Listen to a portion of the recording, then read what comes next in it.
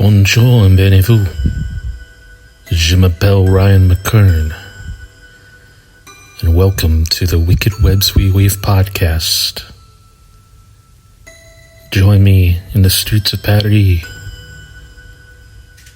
as we discover some legends and factual historic haunts that inspired the beloved Phantom of the Opera.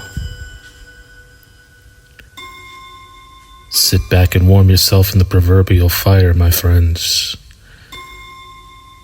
for this is the Wicked Webs We Weave podcast.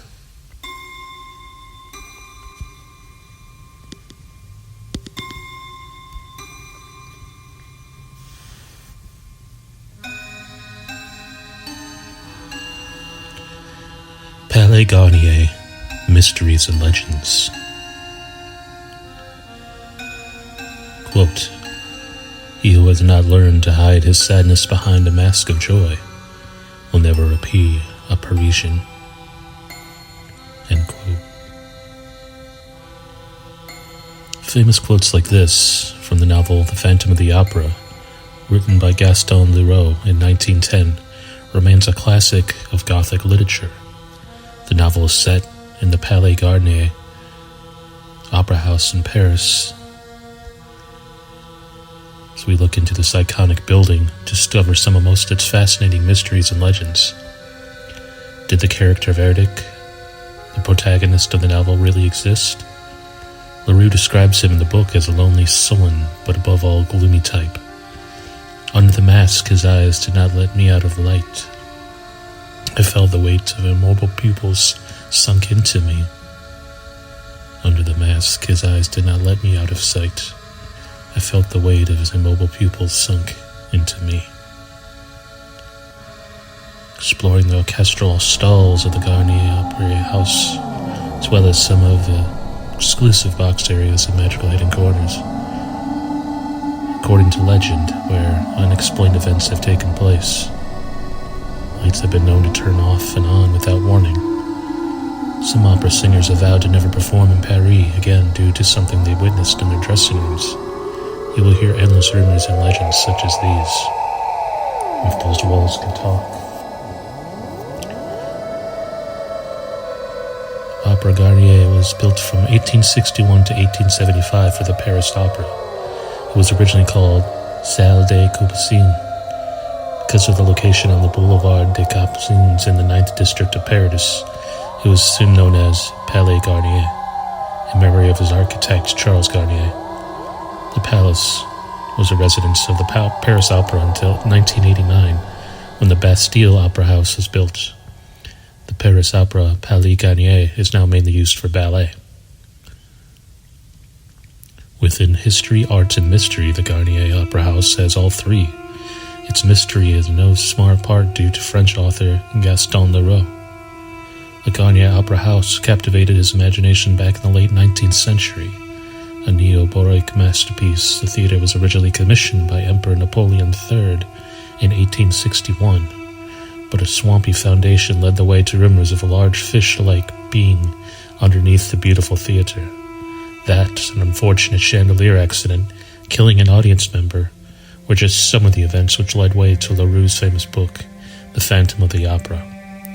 It is a story of a brooding opera ghost who terrorizes the staff of the opera house from his underground watery lair and takes a fancy to Christine Day, chorus girl turned lead opera singer, whom he eventually kidnaps.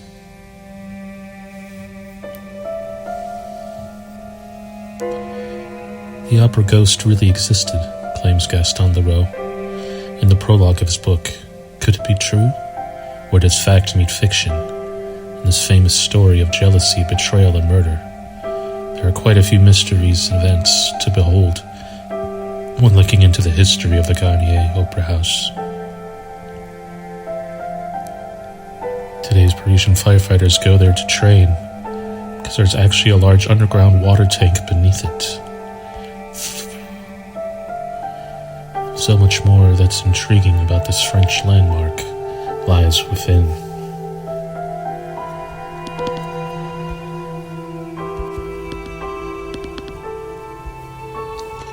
Beneath the opera house, Palais Garnier, It sits a water tank. Some folks say that once a man lived there who had no face. The Phantom of the Opera was based upon this place. That tank, which has been referred to as a lake and a lagoon, inspired Gaston Leroux, a crime reporter and theater and opera critic, to use it as setting in his classic novel. In the book and hit musical that followed, the cellar serves as a tragic figure's dark and eerie lair, but originally it was purely practical part of Charles Garnier's opera house design.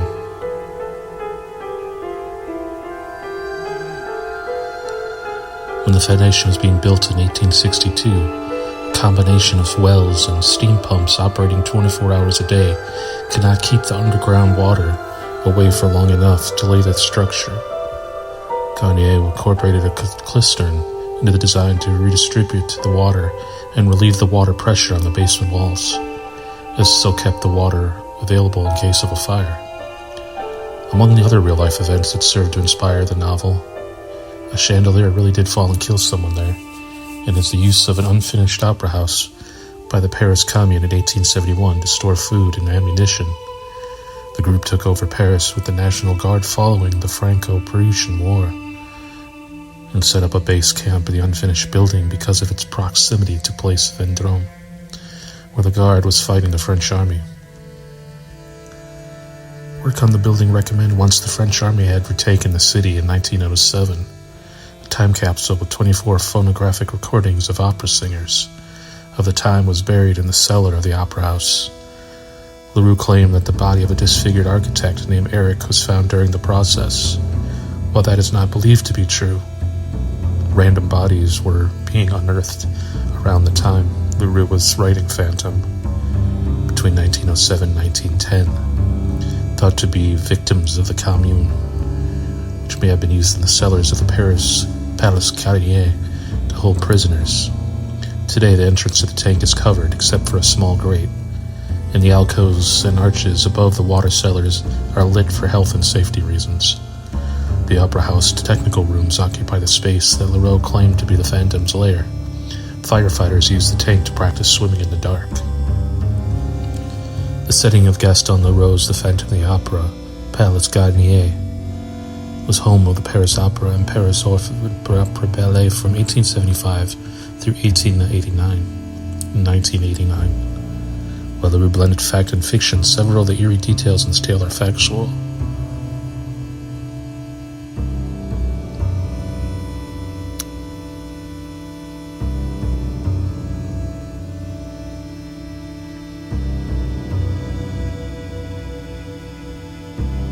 It also is rumored that after an 1873 stage fire in which a ballerina died and her pianist fiancé was disfigured, pianist took up residence in the bowels of the building till he succumbed to his injuries. Despite all these tragic stories, Palais Garnier's resident ghost is not a spectral master musician, but is reported to be a jilted older woman who roams the streets outside of the opera house in search of her former lover. That's going to do it today, my friends. I would like to thank worldstrides.com, prometour.com, civitas.com, and research for making this episode today. Thank you for joining me in the nights. Once again, I am Ryan Mckern. This has been The Wicked Webs We Weave. And until next time, au revoir.